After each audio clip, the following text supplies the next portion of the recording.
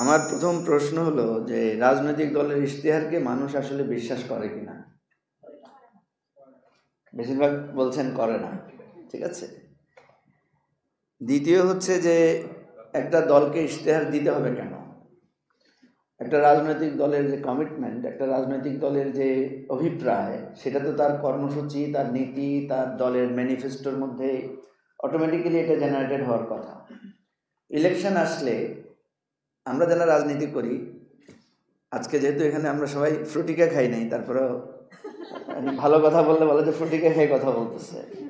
আমরা আসলে কোন প্রসেসে একটা ইশতেহার বানাই, খুবই ট্র্যাডিশনাল প্রসেস, যে দলের যারা বুদ্ধিজীবী বা যারা একটু চিন্তক আছেন তাদেরকে দিয়ে দিই যে ভাই একটা আমাদের দলের জন্য একটা ইশতেহার বানান।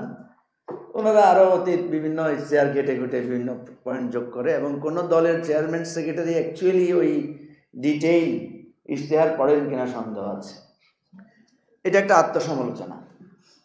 দেখেন, এখানে জয়া শিকদার একটা কথা বলেছে। আমি জয়া শিকদারের একটা ইন্টারভিউ পড়েছিলাম, আমি পুরোটা পড়তে পারি নাই, আমার চোখে পানি এসেছে কয়েকবার। তো উনি একটা বলেছেন, এটা নিয়ে একটা পলিটিক্স আছে। এই যে পলিটিক্স শব্দটাকে আমরা সাধারণত খারাপভাবে দেখি, যে এটা একটা খারাপ জিনিস। ইভেন আমি একদিন মির্জা ফখরুলকেও দেখলাম, উনি বলছেন যে এগুলো নিয়ে পলিটিক্স করা হচ্ছে, মানে বিভিন্ন ইস্যু নিয়ে উনি বলছেন যে এটা নিয়ে আমাদের সাথেও পলিটিক্স করা হচ্ছে। তার মানে আমাদের মনোভাবটা এমন, রাজনীতিটা খুব খারাপ একটা জিনিস। এবারে যদি 18 থেকে কোটা সংস্কার আন্দোলন এবং 24-এ এসে বৈষম্য বিরোধী আন্দোলন না হতো, তাহলে আমাদের তরুণরা যে রাজনীতি বোঝে এবং তরুণরা যে রাজনীতিতে ভূমিকা রাখতে পারে, এটা কখনোই আমরা স্বীকৃতি পেতাম না। টেলিভিশন খুললে এখন দেখবেন যে 2-4টা বয়স্ক আমাদের মতো লোকদের সাথে তরুণরাও তর্ক করছে, ওরাও টকশো করছে। আমাকে বহু জায়গায় প্রবীণ রাজনীতিবিদরা মানে চার্জ করেছেন যে আপনারা এই সমস্ত ছেলেপেলেকে প্রশ্রয় দেন কেন, এরা কথা বলে কি হবে, এরা উদ্ধত্ত কত, এরা কত অভদ্রভাবে কথা বলে এবং এরা মুখে মুখে কথা বলে। আমি প্রায় সময় বলতাম যে এরা এরকম বলেই তো হাসিনাকে সরাইতে পারছে। এরা যদি মুখে মুখে তর্ক না করতো, এরা যদি চোখ রাঙায়া কথা না বলতো, এরা যদি শেরের উপর সোয়াশের না বলতো, তাহলে তো এরা হাসিনাকে সরাইতে পারতো না। আমরা তো পারি নাই। আমরা তো ওই একটা মরে তো একটা পালায় গেছি, এরা তো একটা মরে তো একটা দাঁড়ায় যায়। তো এখন আমি সংকটের সমাধান যেটা দেখি ম্যাক্রো লেভেলে, কারণ তো মাইক্রো লেভেলে সমাধান খোঁজা খুব কঠিন। ম্যাক্রো লেভেলে আমি যেটা সমাধান দেখি সেটা হচ্ছে ইনভলভমেন্ট। তরুণদেরকে রাজনীতিতে জায়গা করে নিতে হবে, কেউ জায়গা দেয় না আমাদের দেশে।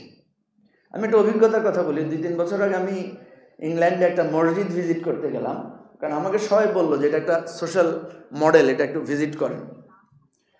তা আমি গিয়ে দেখলাম যে এখানে, এটা আপনার চেনেন সবাই, হোয়াইট চ্যাপেলে, এটা ইস্ট লন্ডন মসজিদ নামে পরিচিত, বিশাল। এটার লিডারশিপে মনে হয় বাংলাদেশি লোকেরাই বেশি আছে সেখানে, বাঙালিরাই। তো সেখানে গিয়ে একটা মজার অভিজ্ঞতা পেলাম। আমি দেখলাম ওখানে ফিমেলদের জন্য একটা অত্যন্ত ভালো একটা সেন্টার করা হয়েছে, অসাধারণ। ওটা আমি আলাদা করে দেখলাম যে মেয়েদের জন্য একটা সেন্টার। বাট ওইটার সৃষ্টির ঘটনাটা শুনে খুব মজা পেলাম। ওনারা বললেন যে আমাদের মসজিদ কমিটি বসছে যে আমরা একটা ফিমেল সেন্টার করব।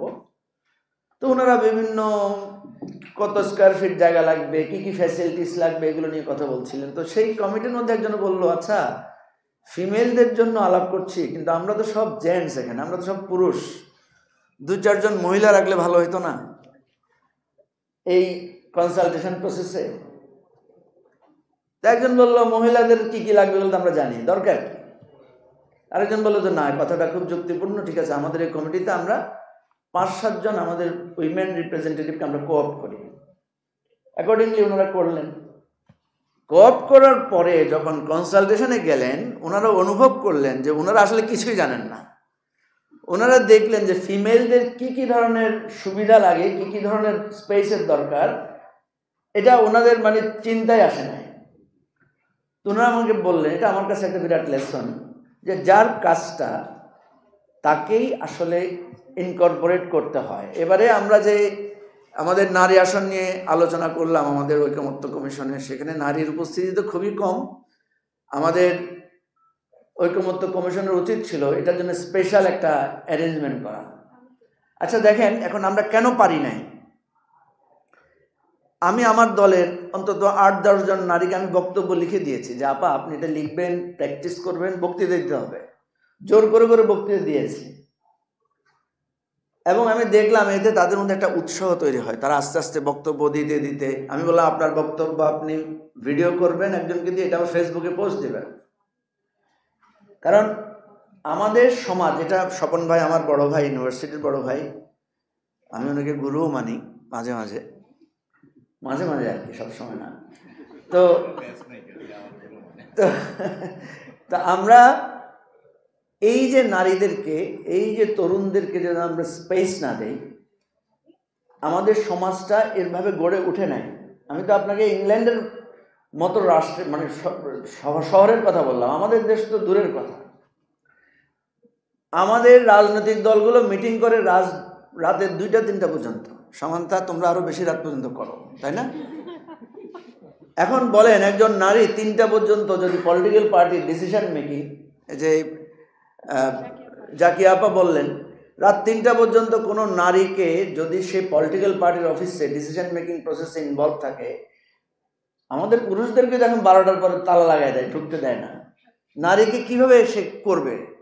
এই যে একজন নারী তার পলিসি মেকিংয়ে কীভাবে ভূমিকা রাখবে? আমাদের পলিসি মেকিং মিটিংগুলো তো হয় রাত 12টার পরে, গভীর রাত পর্যন্ত, তাই না? তো এই সমস্যাগুলোর সমাধান কেউ এসে করে দিয়ে যাবে না, এগুলো আমাদের করতে হবে।